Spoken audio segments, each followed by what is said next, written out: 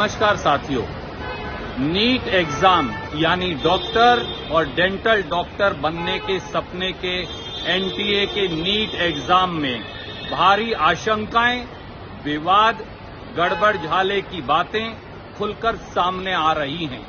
24 लाख हिंदुस्तान के युवाओं और उनके माता पिता की आशंकाओं का कोई जवाब नहीं दे रहा, न एनटीए दे रहा, न मोदी सरकार दे रही। सवाल ये है कि इन 24 लाख बच्चों के भविष्य का होगा क्या? क्या नीट के एग्जाम का रिजल्ट सही है? क्या एनटीए द्वारा भारी गलती की गई है? क्या मोदी सरकार के पास कोई जवाब है? इन सारी बातों का जवाब मांगा जाना चाहिए। और कुछ ऐसी बातें हैं उन 24 लाख बच्चों के भविष्य की जिनका जवाब हम मांगते हैं। पहला सवाल, 67 बच्चों ने नीट टॉप किया है। 67 बच्चों के 720 में से 720 नंबर आए, ये कैसे हो सकता है? देखिए पिछले सालों में क्या हुआ। 2019 में एक टॉपर था, 2020 में एक टॉपर था, 2021 में 3 टॉपर थे, 2022 में एक टॉपर था, 2023 में 2 टॉपर थे और 2024 में 67 टॉपर। ये अपने आप में असंभव लगता है क्योंकि नीट पेपर में तो नेगेटिव मार्किंग भी है। अब सवाल ये है कि ये संयोग है या प्रयोग। दूसरा सवाल, क्या ऐसा हो सकता है कि 67 में से 44 टॉपर ऐसे हैं जो ग्रेस मार्क्स के आधार पर हैं, यानी उनके सवाल का जवाब ही गलत था। एटम्स को लेकर जो सवाल आया उसमें पहले ऑप्शन 1 सही बताया गया, फिर ऑप्शन 1 और ऑप्शन 2 दोनों सही बताए गए। 44 बच्चों को ग्रेस मार्क्स दे दिए गए और उनको 720 में से 720 नंबर मिले।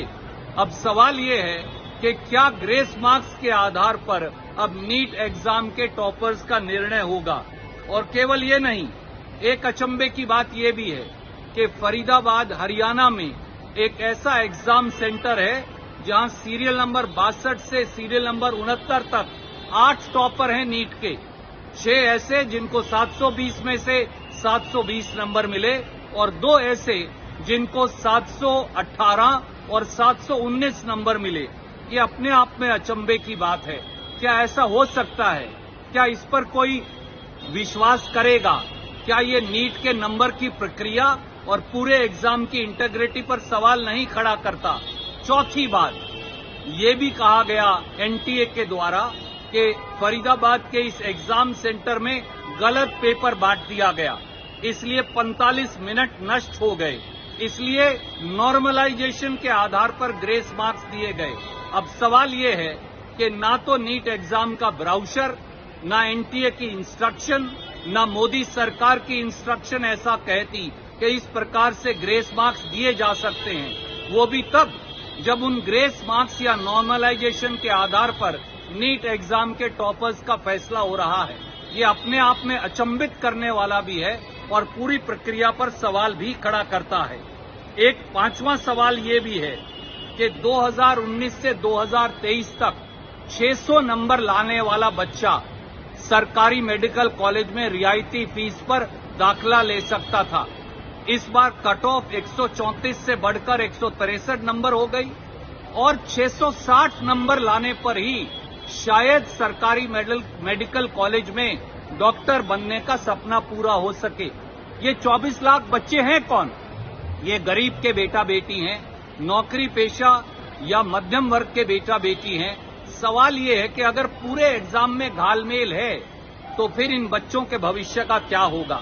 इन सारे सवालों का जवाब देश भी मांगता है, 24 लाख बच्चे और उनके माता पिता भी।